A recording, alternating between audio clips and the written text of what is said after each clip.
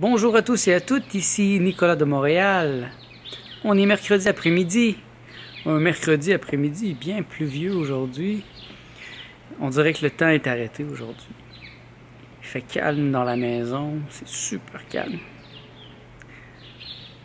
Martha est ici dans le salon en train d'étudier l'anglais.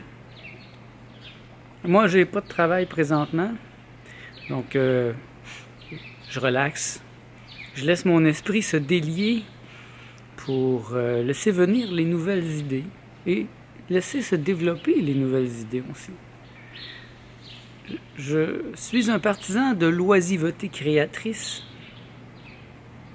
Je ne me vois pas travailler sans cesse, la tête baissée comme ça, en courant comme un fou après l'argent. Je suis pas capable de faire ça. Je suis incapable. J'ai jamais réussi à faire ça. Et c'est probablement pourquoi plusieurs de mes rêves ne se sont pas réalisés. Il faut être prêt à mettre beaucoup d'énergie pour réussir certains tours de force. Et moi, à tout prendre, j'ai toujours choisi le calme et la paix. Quand c'est le temps de faire quelque chose, je peux le faire et j'aime terminer des projets, mais des fois, il y a un extra qui est demandé pour avoir quelque chose qui finalement n'est pas très important, qui n'est pas essentiel. Et j'aimerais ça, par exemple, que ces vidéos soient viraux, qu'ils soient par des millions de personnes. Et je pourrais adapter mon langage, chercher les thèmes qui me plaisent le plus, faire toute une étude à ce sujet. Mais en même temps, ce que moi j'ai toujours cru, c'est qu'il faut que je sois moi-même. C'est à 100%. Parce que même une horloge arrêtée donne la bonne heure 2 fois par jour. Donc si je tente d'être au goût du jour, d'être populaire, de dire ce qu'il faut dire pour être populaire, c'est fort possible que je sois toujours un petit peu en retard et jamais à la bonne heure. Alors que si je dis ma vérité, si je dis ce que je suis, je dis ce que je pense, et je reste moi-même à 100%, je me dis, un jour ou l'autre, je vais donner la bonne heure. C'est pas encore vraiment arrivé. C'est arrivé un peu à certains moments de ma vie, mais jamais de manière extraordinaire. Et c'est pas si grave que ça, en fait. Je suis un bienheureux et j'ai grand plaisir à vivre présentement la vie que j'ai. Je suis heureux. Et ça, c'est important. Est-ce que vous êtes heureux? Le bonheur, c'est pas une chose qui est commune. Je m'en suis rendu compte à un certain point en poussant ma réflexion à un niveau plus profond, en étudiant la philosophie, en regardant vraiment autour de moi. Je me suis rendu compte que c'est pas naturel chez les êtres humains d'être heureux. Aujourd'hui. Parce que je pense que c'est naturel d'être heureux, c'est la fonction naturelle chez l'être humain, mais la société, la civilisation, notre civilisation, elle n'est pas conçue pour le bonheur optimal. Je dis bien notre parce qu'il y a d'autres civilisations sur la Terre, autant humaines qu'extraterrestres, qu'extradimensionnelles. Il y a d'autres. Mais nous, les êtres humains civilisés, on croit que nous sommes la seule sur la Terre et qu'on s'ingénie à effacer toutes les autres. On est des prédateurs. Et moi, je veux divorcer de cette civilisation. Je ne veux pas être un prédateur. Mais malheureusement, un des aspects les plus importants de cette civilisation, c'est qu'elle prend toute la place. Elle ne laisse pas la place aux autres. Toute autre forme de civilisation est considérée comme un prédateur. Un peu comme les Grecs. Les Grecs en fait, ça s'appelait pas les Grecs. Pour eux, c'est péjoratif. C'est les Hellènes. Hélène. C'est pour ça qu'on dit les études hellénistes. Donc, les Hellènes, c'était comme ça qu'ils s'appelaient les Grecs. Et tout le reste du monde était des barbares. Pour eux, tout ce qui n'était pas grec était barbare. Dans le vrai sens du mot, étranger, je pense que ça veut dire. Donc, c'est un peu ça aujourd'hui. Et je vis en plein cœur d'une bête sauvage. Et qu'est-ce que je peux faire? Qu'est-ce que je peux faire? C'est d'être un exemple, d'initier dans ma propre vie des changements profonds. Parce que je ne pourrais pas inspirer d'autres gens si je ne le fais pas moi-même correctement.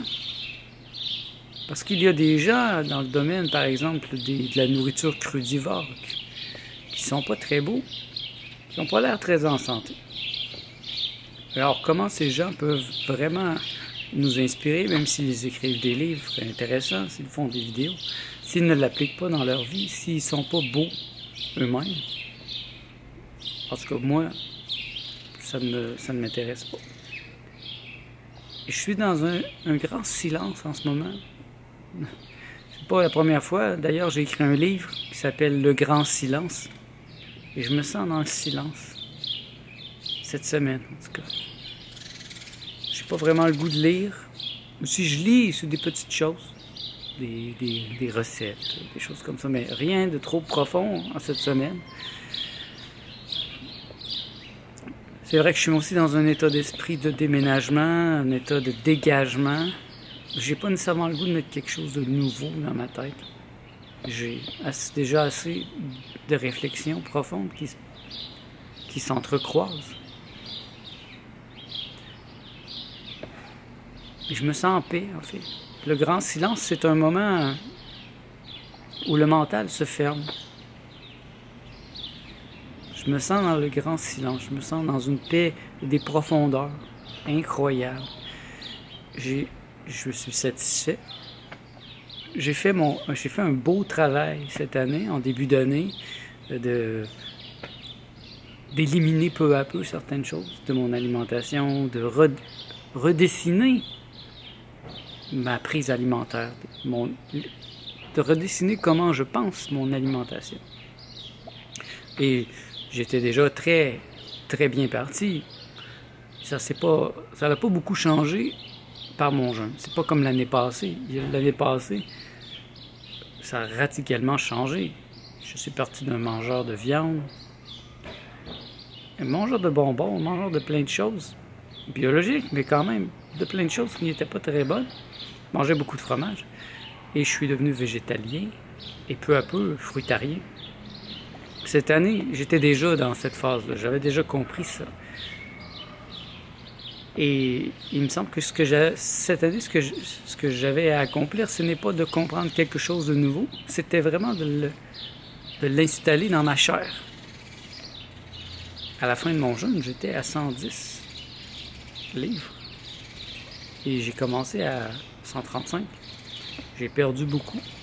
Là, je ne me suis pas encore repesé. J'attends ce vendredi parce que ça va faire un mois. Donc j'attendais que le temps soit passé pour faire vraiment une synthèse. Je vais vous faire une synthèse, probablement sur mon autre chaîne, assez détaillée de mon jeûne. Donc ma stratégie, comment je l'ai appliquée, avec les références, les résultats aussi. Maintenant, ça fait un mois que j'ai commencé à manger, donc je peux voir maintenant avec plus de recul les vrais résultats. Parce que si je vous avais fait mon résumé 3 jours après, c'était pas vraiment le bon moment. J'avais pas porté de réflexion et j'avais pas de recul. Là, je vais avoir du recul. Donc bientôt. Mais il faut que je trouve le momentum parce que je suis délié présentement. Je suis dans l'absolu. Je suis dans le grand silence. C'est une paix formidable que je vous souhaite. Mais pour ça, il faut être heureux. Il faut être satisfait de votre vie. Il faut être en amour avec vous-même. C'est beaucoup de choses que je ne vois pas chez la majorité des gens. Je m'aime profondément. J'accepte mes défauts, ma laideur, mais j'accepte aussi ma beauté. J'accepte mon génie. J'accepte tout en moi. Ça m'a pris des années à les mettre sur papier, à les voir, à les regarder. Dans mon cas, je pourrais pas dire des années à les accepter parce que même quand j'étais jeune, moi j'étais heureux et j'étais très fier de moi. Très fier de ma production d'art, de bande dessinée, de peinture. J'étais très conscient de mes talents, de mon intelligence. Donc, c'est pas mon travail, moi, n'était pas à ce niveau-là. Mon travail, à ce niveau-là, il est facile, je peux vous dire, parce que je suis heureux de ce que je suis. Mon travail, c'est plutôt avec les autres, avec les êtres humains. La majorité des êtres humains sont des dégénérés, des égoïstes, des gens qui font le malheur des autres autour d'eux. Pourquoi il existe sur cette planète des technologies super avancées qui pourraient guérir tout le monde, faire en sorte qu'on n'a plus besoin d'électricité, qu'on peut vivre avec l'énergie du point zéro, je pense, en français, Zero G Gravity Point. Pourquoi y a-t-il une élite sur la Terre qui s'ingénie à nous rendre misérables, à faire de nous des esclaves? Et pourquoi on les laisse faire? Et pourquoi les autres civilisations qui nous regardent souffrir n'interviennent pas? Ils nous laissent dans cette noirceur. C'est vraiment incroyable. Vous voyez, le grand silence, c'est pas nécessairement la joie béate d'un imbécile qui baigne dans la lumière. C'est aussi d'être conscient. Chez tous les grands maîtres qui ont atteint l'éveil, il y a cette conscience tout de même de la réalité dans laquelle ils sont. Le paradoxe, c'est ça, c'est le paradoxe. Ça fait de plus en plus mal d'être éveillé, mais en même temps, ça me dérange de moins en moins. C'est pour ça que je peux entrer dans le grand silence. Parce que même si je vois de plus en plus la dure réalité planétaire, en même temps, je suis de plus en plus vaste, de plus en plus grand, de plus en plus absolu. Et c'est comme si je versais un peu d'encre dans l'océan. Je ne vais pas polluer l'océan avec un peu d'encre. Je ne vais pas la salir. Elle va se diluer. Donc, mes perceptions voient les choses difficiles. Elles arrivent à moi, elles sont là, mais elles se diluent. Parce que je suis conscient d'être absolu, je suis conscient d'être vaste. Et je suis vaste. Je passe mes journées à naviguer dans cette vastitude, à réfléchir, J'aime mes idées. Moi, j'aime me réveiller le matin. Je me lève à 6 heures le matin. Et je commence à faire mes étirements, méditation. Je mets ma vidéo sur YouTube. Je commence à penser à ce que je vais manger dans la journée. J'ai grand plaisir à m'asseoir et à commencer à travailler, même si j'ai pas le goût de travailler, que je suis contre le travail. Je fais quelque chose que j'aime et qui me stimule. Dans la majorité des cas, c'est très stimulant. Et j'ai hâte à des moments où je vais manger, où je vais être avec Martha, où on va sortir la fin de semaine. Je suis profondément heureux de ma vie ici. Et malgré tout, c'est sûr qu'il y a des manques. Je suis obligé de payer mon loyer, je suis obligé de jouer avec des situations telles qu'un propriétaire comme ici qui est un pourri, qui ne fait pas les réparations. Si je commençais à vous montrer l'état de délabrement de cette maison, vous seriez outrés. Et bien pour lui c'est normal et c'est pas un problème. Pour moi, c'en est un. Parce que la maison qu'on habite nous représente. S'il y a des trous partout, des insectes, de la pourriture, ça nous représente. C'est une vibration, donc ça ne me représente plus. Là, je suis prisonnier d'une situation mais je suis déjà libre. Dans une semaine, c'est fini. Bientôt, c'est mon déménagement. Et je me retrouve dans un nouvel appart qui va être propre, qui va être tout rénové, parce que ça, c'était important pour nous.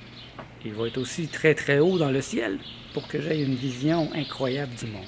Cette vision représente ce que je suis maintenant. Mon appart ici représente beaucoup ce que j'ai été dans les dernières années, peut-être plus dans les 10 dernières années, peut-être moins dans la dernière année, mais ça représente beaucoup ce que j'avais besoin de vivre, d'être au niveau du sol. J'ai été président d'un organisme sans but lucratif et c'est ici qu'on faisait nos réunions, nos assemblées annuelles, nos fêtes, les fêtes jovialistes. Il s'est passé beaucoup de choses ici. Et c'était le temps de revenir au niveau du sol, avec un jardin en arrière, un jardin merveilleux qui m'a beaucoup servi. Parce que dans l'appartement d'avant, j'étais au 3e étage, j'avais beaucoup de lumière, c'était ma période psychédélique, où j'étais dans les autres mondes, les autres univers parallèles, et c'était incroyable, mais je pense que j'avais besoin de redescendre un peu sur le sol, de me planter les pieds sur le sol, de m'enraciner. Et là, je suis fort, je suis enraciné dans ce que je suis, dans ma pensée. J'ai des choses qui sont appliquées dans ma vie, que je vois que c'est pas important pour la majorité des gens. Ils seront malades bientôt, sans même comprendre pourquoi. Moi, j'applique quelque chose dans ma vie qui est très rare. C'est la prévention. Je préviens à l'avance les maladies. Et des jeûnes comme j'ai fait cette année, je vais en refaire pour les prochaines années. Et si je peux vous inspirer à le faire, j'en serai très heureux. Et c'est la meilleure assurance que vous pouvez vous faire. Et c'est celle qui coûte le moins cher. Si vous ne mangez pas pendant un mois, ou pendant 40 jours, ça coûte rien. Vous buvez de l'eau, c'est tout. Et vous allez expulser les toxines, les herbicides, des pesticides, des métaux lourds, des choses vont sortir. Et je peux vous dire que c'est, par expérience, je l'ai vécu cette année. C'était brutal, très douloureux. Et j'ai pensé mourir. Mais mieux vaut vivre comme ça, sur la craque, avec la conscience que je suis en train de me faire du bien, que de vivre dans l'endormissement qui est caractéristique de mes contemporains, qui font comme si c'était pas très important. Et que ce genre de choses-là, comme la santé, ça devrait être pris en compte seulement quand il est trop tard. Moi, je pense pas comme ça. Et si je peux faire une révolution tranquille, douce, à ce niveau, j'en serai très heureux. Je sais que plusieurs d'entre vous ont été inspirés par mon jeûne cette année et vous avez entrepris des mini-jeûnes, vous avez changé un peu votre manière de vivre et ça me rend vraiment joyeux de savoir ça. Donc, partagez avec moi vos impressions et si ça vous a inspiré et vous l'avez appliqué dans votre vie, vous pouvez m'en faire part. Moi, je vais être le plus heureux des hommes. Ben, je suis déjà un homme très heureux, mais on peut toujours ajouter +1 à l'absolu. Ça reste de l'absolu, mais ça va être encore plus absolu. Et sachant que j'ai un impact sur le monde, même si s'il est petit, c'est pas l'important, c'est pas de changer des millions de personnes qui vont redevenir comme ils étaient à la moindre secousse, à la moindre occasion. Je préfère profondément changer quelques personnes sur cette planète, et ces personnes pourront, elles aussi, changer des gens autour d'eux et faire un impact à long terme, dans le détail. Ça va me rendre encore plus fier que d'être un influenceur qui touche des millions de personnes, mais qui ne les change pas, qui fait seulement les divertir. Je ne suis pas un divertisseur. Vous l'avez certainement remarqué. Moi, je ne suis pas dans le divertissement. Je ne vous divertis pas de votre être. Au contraire, je vous y ramène à chaque instant parce que c'est la chose la plus importante pour moi. Je reviens sans cesse vers mon être. Je m'applique à enseigner ça aux gens les plus proches de moi pour me rendre la vie plus facile. Et je m'efforce aussi de vous inspirer à ne pas vous laisser divertir par la civilisation. Hein, on dit qu'on est dans une société de divertissement, et c'est vrai. Divertir dans le vrai sens. Aller dans une autre direction. Donc quand on vous divertit, on ne vous amène pas vers vous-même. On ne vous amène pas à vous poser des vraies questions. Et je sais pourquoi je ne suis pas populaire. C'est que moi, je fais poser les vraies questions, celles qui font mal, celles qui nous font changer, celles qui nous remettent en question, celles qui chambranlent complètement ce que on a toujours cru. Ça m'est arrivé, ça m'arrive sans cesse. Il y a des choses parfois que je suis obligé de remettre en question parce que j'ai toujours cru que c'était comme ça, mais je me rends compte que c'est pas vrai. Et voilà, c'est une réflexion assez profonde que je vais continuer avec vous et je vous invite à me poser des questions si vous en avez, à me faire des réflexions, à me partager vos lectures, vos intérêts, parce que ça m'intéresse. Si vous êtes en train de m'écouter pendant 20 minutes comme ça, c'est vous êtes intelligent, vous avez quelque chose qui me ressemble. Et ça, pour moi, c'est sacré. Donc merci d'être à l'écoute. On se revoit dans le prochain vlog.